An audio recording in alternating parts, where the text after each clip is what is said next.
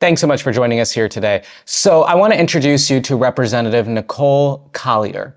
She is a Texas state representative who fled the state in an effort to stop Texas from cheating in the 2026 midterms. And now this is her right now. You see this headline on your screen. She is a Texas Democrat who has basically been locked inside the Texas State House, inside the Texas legislature, because she refused to sign a permission slip. What kind of permission slip am I talking about? Well, as if this country was not already going down an authoritarian path, that we needed actual authoritarian things to prove it, Texas Republicans are making every Texas Democrat, they just came back home in the past few days, they are making every Texas Democrat, they have already rather, made them sign a sheet of paper that mandates that they be followed by a law enforcement officer, a Texas law enforcement officer, wherever they go 24/7. 24/7 be followed by Texas law enforcement wherever they go. These are state legislators. So as if it wasn't already challenging that they had to flee the state and that they have hundreds of thousands of combined dues and fines, now Texas Republicans want to make their lives even harder by requiring them to be followed by agents. What kind of weird authoritarian country are we in? This is the stuff that happens in Russia. Texas is becoming a playground for authoritarianism and for despotism. Now, amongst all of this, Representative Nicole Collier is not keeping up with it. She is not signing on to any of this dog mess, really, that Republicans are trying to play around with. They are not playing around. She's not playing around. She refused to sign this permission slip. But because of that, she was not allowed to leave the Texas state legislature. And so now she is stuck inside the building. She is stuck inside the building and has been camping out there for a few days now. And it doesn't look like she'll be leaving anytime soon because, like a normal person, she doesn't want to be followed everywhere she goes because she is the opposition. I mean, Republicans claim that they are the party of anti-censorship. They are the party that is against big government. This is something that would freak out a Republican when they used to be Republicans. But in MAGA country, they no longer believe in the things. They don't believe in anything. They really don't believe in anything. They believe in power and how to consolidate power and how to exercise power. They are not about lifting up working class people. They're not about supporting the country that has been so great for so long because of the fact that it has free speech and free expression and political freedom. It's not any of that. They believe in nothing. And we are now seeing their despot tendencies, MAGA leadership's despot tendencies when they force a Texas state representative to sign away basically her autonomy in the sense of living a life without the fear of being followed by an agent. It's absolutely absurd. I'm going to play some clip of Representative Collier talking to Vice President Kamala Harris, who called her, because this story is garnering that level of attention that even Kamala Harris is now paying attention and is lending her support to the representative. Take a look at this clip. In a moment in the history of our country where it is so lacking in those who should have it, and you really are inspiring so many people. And I just want you to know that you are among those who history will reveal to have been heroes of this moment. So you just stay strong and do what you are doing. You have the right instinct, you are talented, and you are principled. Oh, yes, ma'am. Thank you so much. I can't tell you how much this means to me and the community that I represent, that you care. You took the time to pay attention to the people, and that matters. That is the attention that this issue is demanding. Just last night, her Texas Democratic colleagues who have not had an easy few weeks decided to join her in the House. This is a video of them ripping the weird agreement that they were forced to sign. And they are now staying in this Texas state capitol. I mean, we can call it a political slumber party. I mean, they're having their time inside the legislature, but it's all of the things that we can talk about right now. This is what we need to be talking about. I mean, they just convened a few minutes ago to redraw the maps. I mean, let's not forget where this started from. It started from Texas wanting to redraw maps to cheat. And now that they have decided that now that the Democrats have come back because California has provided their plans, Texas Republicans are just owning up to the fact that they want to cheat. And like, it is ridiculous to me that they are just shamelessly doing that. Like, where is the humiliation that they should be facing for openly rigging a democracy? Why isn't the media like talking about this in the way that they should be? I mean, that's just where we are. Now it's state legislators like Nicole Collier who are actually making this moment matter, who are meeting this moment with the protests, with the boycotts, with whatever they decide to do. I applaud her. I applaud her for using her power, whatever power she may have of being in the minority in the Texas legislature, to say, no, this is not going to happen. I applaud her for using her voice. I applaud her for fighting back. And just like Kamala Harris said, history is going to look kindly on those who spoke up in this moment, and Representative Nicole Collier is among those people. So that's my little rant about what is going on in our country. I know a lot more is going on, but I want to share my interview with candidate for state Senate, Karina Santamaria. It is a great interview. We talked about a lot of things, and we talked about how state legislators need to be standing up in this moment. So as you don't want to miss any of it, that is coming up next. Take a look. So a lot of stuff is happening in the Northwest suburbs. As you know, I love to highlight state legislators and candidates for state legislature because really, when we think about the power in this country, where decisions are being made, in this moment, state legislators and candidates for these offices are the ones who are standing up to the Trump administration. And we're seeing a lot of big moves right here where I am in the northwest suburbs of Illinois. We have Nabila Syed running for state senate. And we just heard recently that State Senator Mark Walker is not going to be running for re-election. And so in the midst of that news, we just got word of a new candidate entering to be the next state senator for the 27th district. And I'm so glad she joins me today for an interview. So joining me today to talk about her race for state senate, her background, the headlines, and a lot more, I am joined by Karina Santamaria, candidate for state senate. Karina, thank you so much for joining me today here on the Ishan S. Show. Thank you so much, Ishan, for having me. It's so great to have you on. Before we get into our interview here today, why don't you take a couple of minutes to introduce yourself to my audience? Sure. So I'm Karina Santamaria. I am running for District 27 for Illinois State Senate. I currently am a licensed clinical social worker, am a nonprofit CEO, and also an elected official. I'm a village trustee in Arlington Heights. I've spent my entire career really just dedicating myself to public service and ensuring that families and kids in our communities are getting access and the resources that they need to survive and thrive. A little bit about me personally, I am a mom of two young boys. They just started fourth and second grade today. I can't believe it. But we live in Arlington Heights and we have lived here since 2014 with my husband, Derek, as well as, like I said, my two sons, Mateo and Max. We are a very active family in our community. We are spending a lot of time either on soccer fields or football fields. They both play music at the Betty Haig Academy in Arlington Heights as well. So we really are rooted here in Arlington Heights and our surrounding suburbs and the northwest suburbs in the work that we do, not just me professionally with shelter, youth, and family services, but also in our family life.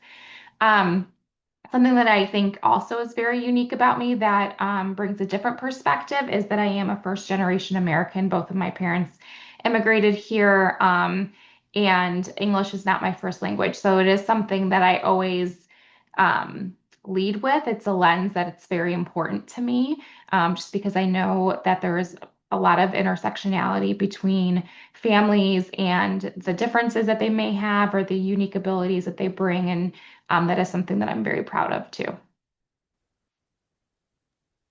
Thank you so much for that. So again, quite the resume that you have to boast here. You've done a lot, and you are an active member in the community. So I'm so glad that we can get that perspective on the show here today. Before we talk about some of the headlines too, you might have heard about the recent storms that just hit our community here. They were pretty strong, and a lot of people were affected. Over in Mount Prospect, we just got word about the roof that came off of the apartment complex. As an Arlington Heights trustee, just an elected official in the area, are there any resources that we could be advertising for folks who have been affected by these storms, resources that they could be turning to right now in this moment? Sure. So first, I really want to say my heart goes out to the families who were affected by these storms, and the impact is very severe depending on the suburb that was hit the most. I know obviously Mount Prospect and what had happened with the roof being ripped out of the apartment off of the apartment complex. We can't control the weather, but we can control how prepared we are and how quickly we respond. I think what I saw as a village trustee is that we responded quickly with our public works department, and our communities also really came together, especially when I saw some local restaurants ensuring that residents from that affected apartment building can come to have free meals. But that the local government and municipalities are working with our legislatures, Representative Nicole Grassi, Representative Mary Beth Canty, as well as Senator Mark Walker, have all been very communicative in ensuring that our residents have the resources needed, who they can turn to. But I always stress, please start with your local municipality. That is the work of local government, right? The Public Works Department, the Health and Human Services Department within your villages and your towns have the resources to support you as a resident of that town. And then they can also partner with state representatives and legislature if needed. But I think that's something that really struck me personally, as a resident of the Northwest suburbs, is just how everyone really jumped in to say, what do you need and how can I help you? And that is just the power of community. And I thought it was extremely impactful and powerful. Absolutely. And you heard the resources that you can be turning to. I'm so glad that you mentioned the local municipalities. I have been getting some questions from folks in the area asking on behalf of others. I don't know anyone personally affected, but I do know folks who know others. So I'm glad that you mentioned that. And I will also be sure to advertise that as well to people for resources. And if you know anybody, then obviously please do turn to those resources. So let's talk a little bit about politics and just a lot of the stuff happening in the country right now. A lot of the questions I've been asking guests lately on the show have been about the big, ugly bill that Republicans passed in Congress last month. I had Speaker Chris Welsh on just a few weeks ago, who told us about some of the big effects on healthcare and food here, specifically in Illinois, roughly 300,000 to 500,000 people losing access to these important services. I've been asking every guest on the show if there's something specific in the big ugly bill that they have been paying attention to, or something that folks haven't been talking about enough, and just something that what we can do to really combat what's happening with the big ugly bill and how it's going to affect so many people. Yeah, so I'm so happy you brought that up. Don't think I don't think people understand the impact that it's going to have. And I think that's purposeful because the bill specifically won't be trickling down until after the midterms. And so I think for me, what really stresses me out is that I spent my entire career really helping families who are trying to make ends meet. And I can tell you that this bill would absolutely devastate the very people that I've worked hardest for in my life.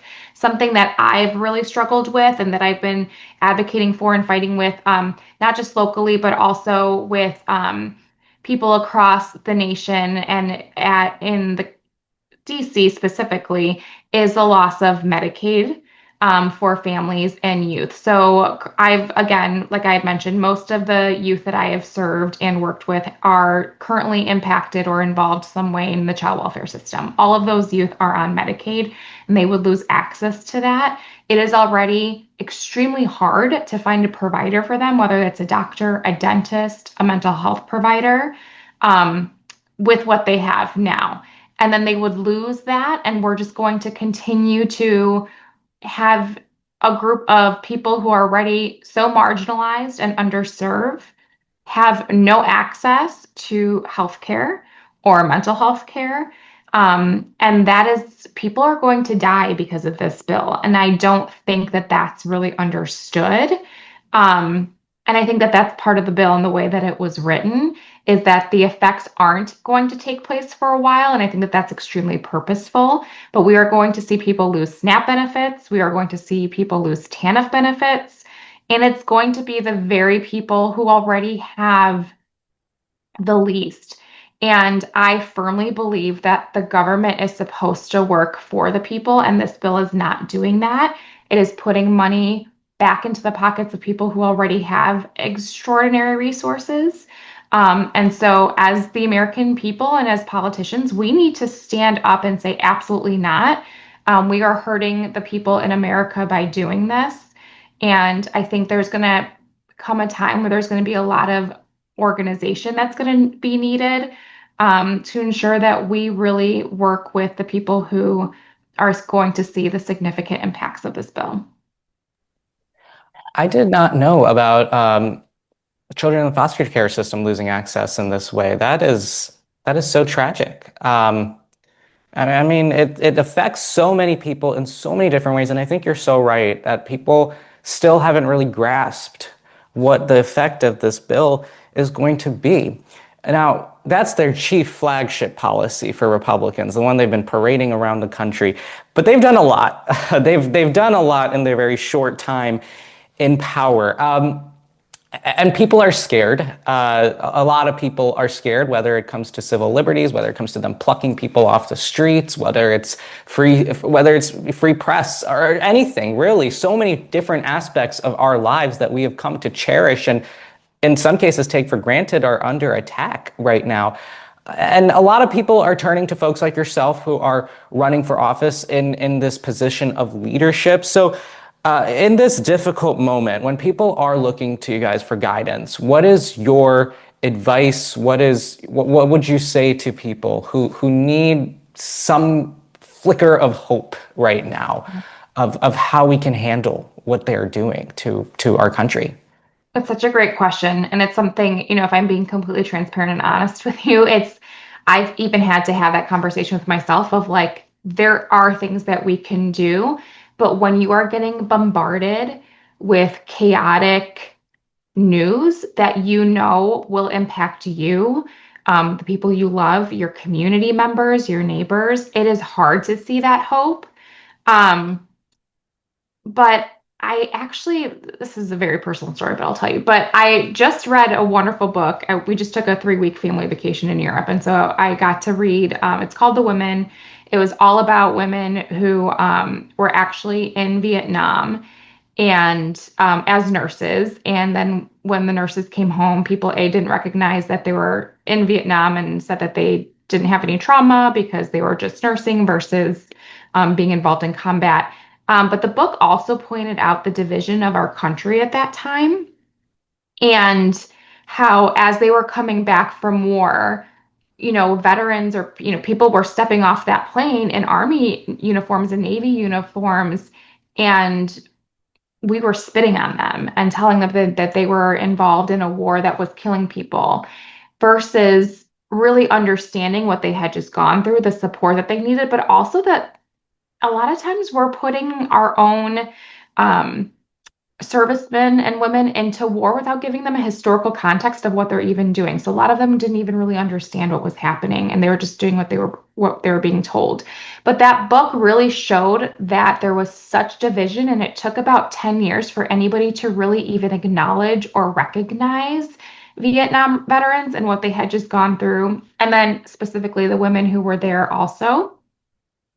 And what gave me hope is that they banded together and they formed this community of we deserve recognition, we deserve empathy, and we deserve support.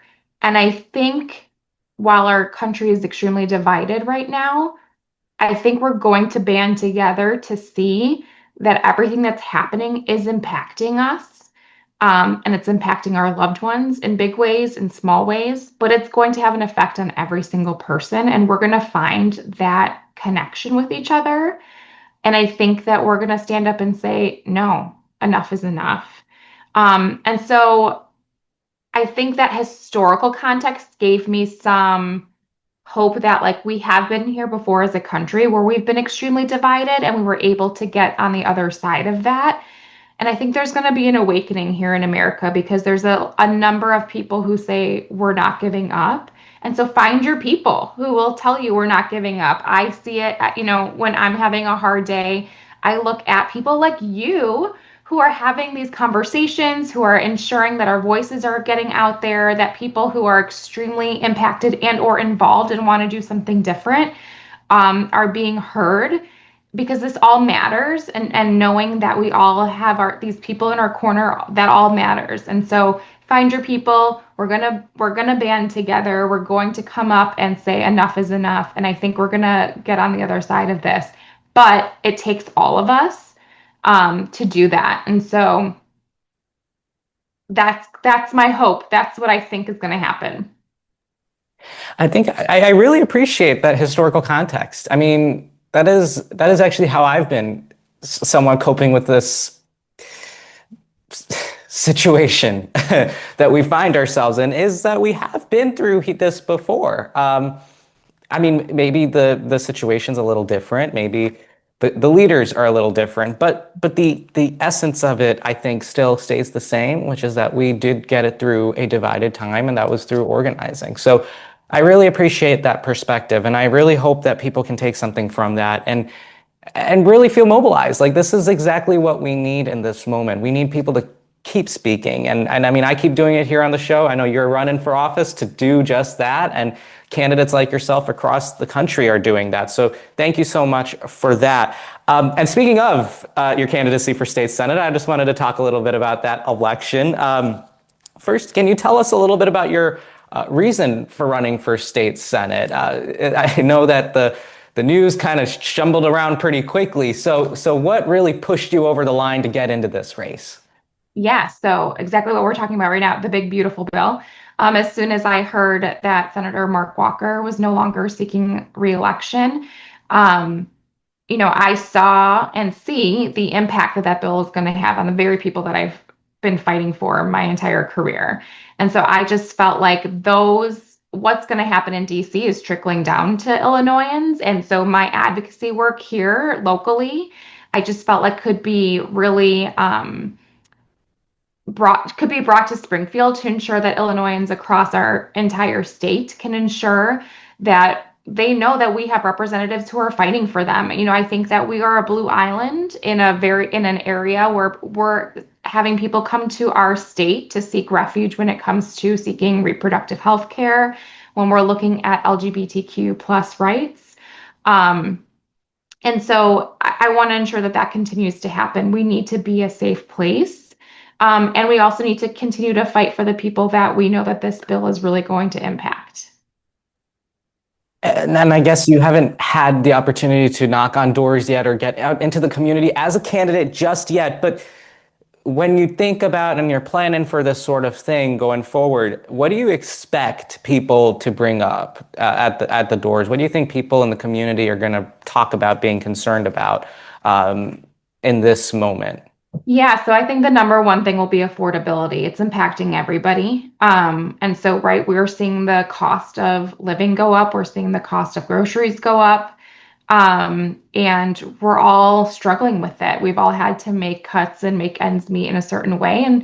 And then when we have the resources that are being taken away to ensure that families are successful, it's just going to continue to get worse. And so I think affordability is going to be the number one topic. That's definitely something that I'm going to be focusing on, as well as affordable housing and the lack of affordable housing. I see that here specifically, even in Arlington Heights. It's one of our top strategic priorities that we're working on as a village, because people can't even, age here affordably, which is very difficult. Families can't move here because they can't afford it. We have no inventory of affordable housing. And so we need to ensure something for that as well. It's going to take a lot of creativity, and we're going to have to partner with developers as well, but we can do that. And then, of course, a lot of the social issues are something that mean a lot to me. As a woman, as a mom, as a first generation American, we need to ensure that we're a safe place for our residents here. Absolutely. And I totally agree with that. I think affordability, I've had a few candidates on from this area in general. And even actually, even candidates from other states who have said affordability is the biggest issue. And you know what doesn't help with affordability? It's the tariffs that they want to put on. They want to jack up prices for everything. So I think the affordability thing is going to be top of mind for a lot of people for a very long time, as long as these folks are in office. When you look ahead, and if and when you are elected, and it's January 2027, you're sitting in the Senate chamber. When you're sitting there, what do you think your first priority is going to be? Like, what do you want to hit the ground running as soon as you're in Springfield? Oh my gosh, this is something that I think about all the time.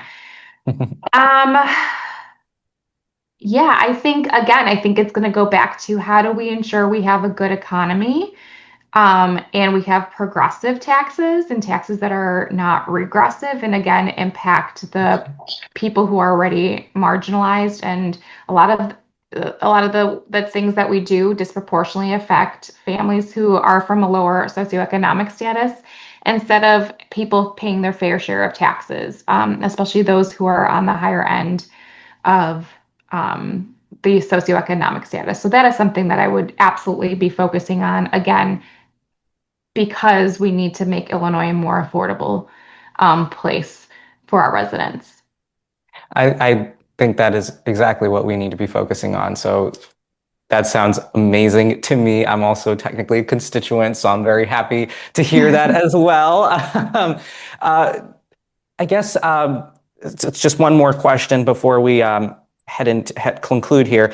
What do you think, if you are there, and there's no way of really knowing this, but if you are elected and you're sitting there, what do you think will be the biggest challenge? Because you will still have the federal partners that you have right now. When you look at that, what do you think will be the biggest challenge that our state faces? And you don't have to have a solution yet, but like if you do, that would be good too. But what do you think will be the biggest challenge that people know about this going into 26? Yeah, I think the biggest challenge is going to be just the uphill battle of what comes from Washington and how do we protect our residents here, and working together. And something that I've seen that I love and really admire is that we're just like, no, we're not going to allow that to happen here, and we're going to stand up to it. And so I think one of the biggest challenges is to make sure that we're electing people who will continue to do that, right? And so Mhm. going back to your earlier point, like we all need to mobilize and organize and ensure that we get the people in the seats who are going to do that and say, no, Illinois is not going to do that. And we're going to stand up to that. And that's hard when funding is tied to something. Yeah. And I mean, I see it even at work. We've had to have conversations about, are we going to scrub our website and look at the language that we're going to use? Because anything that's DEI focused, we might lose funding. And we've had to make a very conscious decision of saying, no, we're not going to do that, because Good it for you. represents the people that we serve. And that might make our job harder on a different end, where we're going to have to look at for more private funding. But how do you work every day to ensure that the voices of these people are heard, and then you are going to completely take away the language that really identifies what they're going through and what their struggles are. And no, we're not going to do it. And so I think is the biggest struggle is we're going to keep saying no. We're going to feel the impact of that. And then how do we all work together to find the solutions to know that we're going to be okay?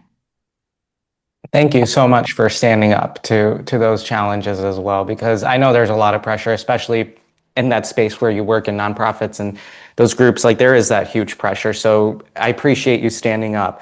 Well, we are almost, unfortunately, out of time here for this interview. But before I do let you go, are there any parting thoughts that you would like to share with my audience? Yes, please, please, please do get involved in your local elections, whether that's from a municipality standpoint, state standpoint, and also, of course, federal. But we need your voices, we need your organization, we need your mobilization, right? So anything you can do to get signatures, to canvass, to sharing things on social media, whatever you're passionate about, find the candidates that really represent you and go all in. And how can folks learn more about you? Yeah, so please check out my website, karinaforsenate.com, and follow me on social media. Perfect. Karina Santamaria, candidate for State Senate and Arlington Heights trustee. Thank you so much for joining us today. We think we had a great conversation. We hope to have you back on very soon. Thank you so much. Have a wonderful day. All right, that was my interview with Karina Santamaria, candidate for Illinois State Senate. Thank you so much to her for this interview. We had a great conversation. If you want to watch the full version, you can go to my Substack. You can also get full interviews there. You can also get breaking news posts if and when I ever decide to write those breaking news posts. And you can also follow the show on Instagram at the Ishan S Show, and you can follow me on Instagram and TikTok at Real Ishan Shrivastava, and you can find me on Blue Sky at ishanshrivastava.bluesky.social. Alrighty, thank you so much for joining me here today. I have another great interview coming up this Saturday. Please tune in. I'll see you then.